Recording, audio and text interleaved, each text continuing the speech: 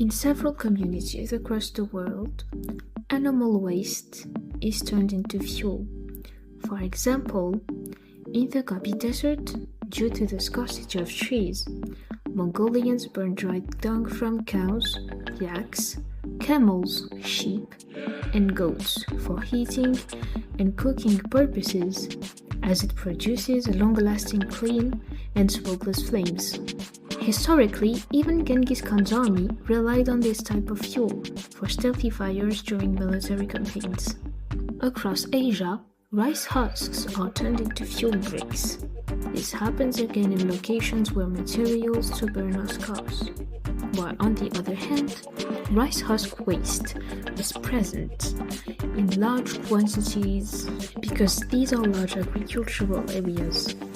In fact, these briquettes burn a lot better than wood or leaves and burn for a lot longer than other materials. In the past, some people even used to turn flour sacks into dresses. Picture the 1920s in the United States and Canada, where times were turbulent for the significant majority of people, mainly because of the Great Depression.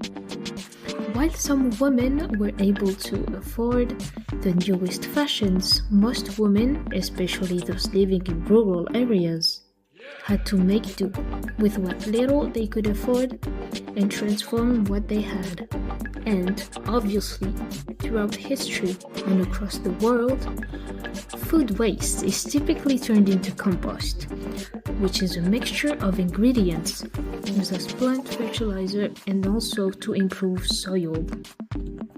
Today, we meet Jetse from Looping Factory, which is a business that turns plastic waste into coasters.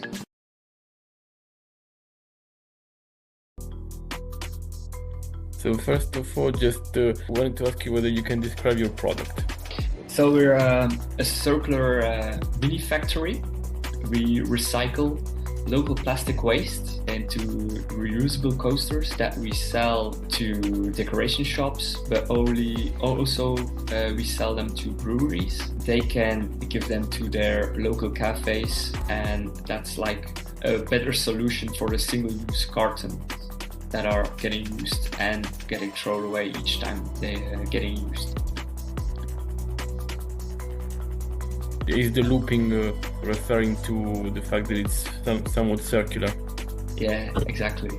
You have like the donut economy, they also call the circular economy, but I think a looping is more interesting. It's more like a roller coaster to start something in the circular economy. And another question that I wanted to ask you, maybe two questions at once because they are related. I wanted to ask you about your background, and I also wanted to ask you whether there is a specific event in your life, personal, professional, that triggered this motivation to set up this venture. I don't have a background in design or product development. I just started to do it, experimenting on my own. I taught it myself. And because I didn't have like any background in product design, for me, I was looking for like the most simple and scalable product to make with this plastic waste. So a few years ago, I studied business management for small and medium enterprises. We had a course about sustainability where we visited sustainable and circular solutions here in Ghent, where I live, and also in Copenhagen. We went on like a field trip, and we saw all these cool circular startups during that journey. And I got really inspired by the founders who were talking very open and motivated about the impact they had. So I was like, yeah, I want to be also make an impact. And yeah, they really inspired me to start something on my own, to add value to a product that has no value anymore to someone, that they literally throw away. Like we recycle, for instance, the CD cases from the local thrift shop. And that's a lot of waste. Each month they have 2,000 kilograms of the 10 local thrift shops of CD and DVD cases. We collect them, then we shred them, and we press them together to the coasters. So otherwise they would just end up landfill or the recycling company that will collect them, but they get downcycled in value. Our purpose is to let this huge waste instead of downcycling them.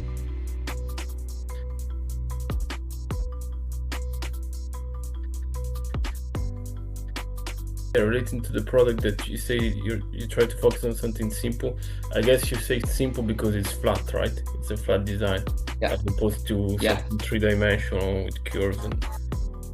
It's a flat design. Did you maybe experiment with three-dimensional objects first before you came up with the coasters idea? No, I did not. I just started pressing the most simple way of recycling.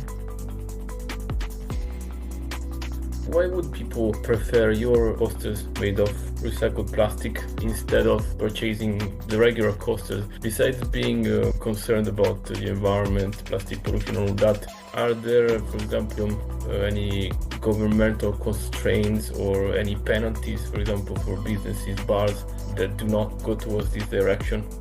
I mean, circular economy. No, they don't get penalties. My region, the government gives grants. It's to work together to start like circular value chain, like circular collaborations, and each year they give 15 companies who wants to like work together to make a circular product from waste to product. So when you say the government provides funding, do they provide it to like startups, companies, startups like yours, or to the hotels, bars, enter into collaborations with enterprises like yours? Mostly startups, I would say. Right. Another question is, so in your work, in the work that you do on a daily basis, what part would you say is about inventing, creating, basically product design? What part is about making the actual product? And what part is it about thinking about the business side? So whom am I going to approach, this potential customer? How much of a pie chart does each of these items take? In the beginning, definitely the choice to make what product you're gonna make. First, I wanted to make sheet materials out of recycled plastic. Then I switched to making tiles out of recycled plastic. And there were like a whole bunch of ideas I had. And each time I went with this product to potential customers, it was difficult to sell this product. If you just started, you don't have a lot of money. I started very small, but definitely to also look to a product where you believe in, like the tiles. I like the idea about the tiles, but it was just very difficult to sell them. Even if I really like the idea, if it's difficult to sell your product, then you need to change. And now with the coasters, I have an idea that that's a suitable product, because also I want to do workshops where people can make their coasters themselves in the circular factory, where they bring their lids, they shred them, they press them together, laser cut them, so they have like at the end of the workshop they have their own coasters made of their own plastic lids. You just said laser cut. I was curious to know whether you can actually laser cut plastics. The coasters are 2 millimeters, so it's possible to laser cut them. Oh, great. And there's no toxic substances released or fumes? With polystyrene, they are. So I guess you don't want to use polystyrene, but other types of plastic. How long do you believe it took you to get your business started, really get started with the operations of making, delivering, selling? Or did you maybe step in at a stage where the operations were already ongoing because somebody else? No, I started from scratch. It took me 1 year to look for local plastic streams, to set up partnerships, to develop the product. I'm already 1 month on the market now. Looping Factory focuses on recycling plastic. So a young person wanting to take a similar direction in circular economy, meaning taking waste, turning it into some products via recycling, reusing, transforming techniques. What field would you suggest? Do you believe that plastic is a promising area, or do you believe there are other equally promising areas like cardboard, textiles, basically working with the other materials? Which one would you believe is the most promising area? Which of these areas would you suggest to a young person?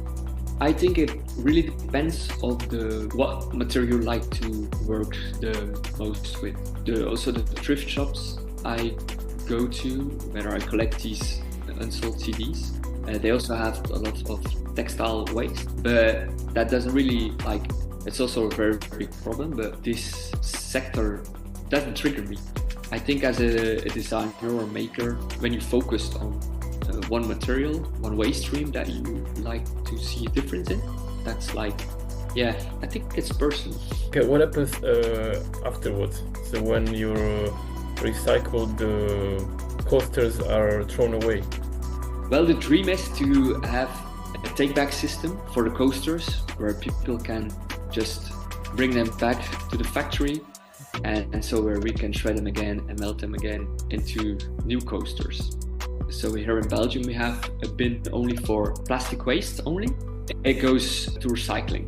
The coasters are made of 100% mono material, so it gets back recycled, but it gets downcycled again. So you say that ideally there will be a loop within the looping factory.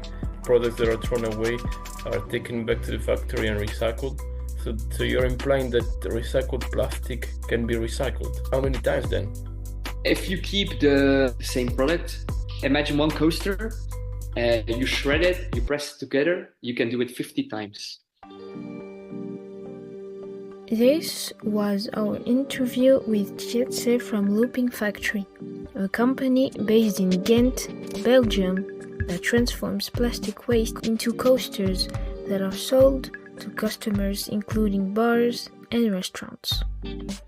Actually, plastic waste is a very precious item. It can be transformed into a variety of different products. It is possible, for example, to recycle plastic waste into construction bricks or into flower pots. The possibilities are endless. Actually, other types of waste can also similarly be transformed into brand new products. A few examples would be cardboard, where even small pieces of shredded cardboard can be molded into any sort of object. Cardboard boxes can also be turned into solid furniture. Textiles can be shredded and compacted into bricks or sheets. That again can be used to create, for example, PCs or furniture. What about you? What type of waste would you rather work with? What products would you be able to transform this waste into? Stay tuned for other Trash to Treasure podcasts, where we will be meeting, for example, a startup from the construction sector or an organization that manufactures very peculiar types of machines.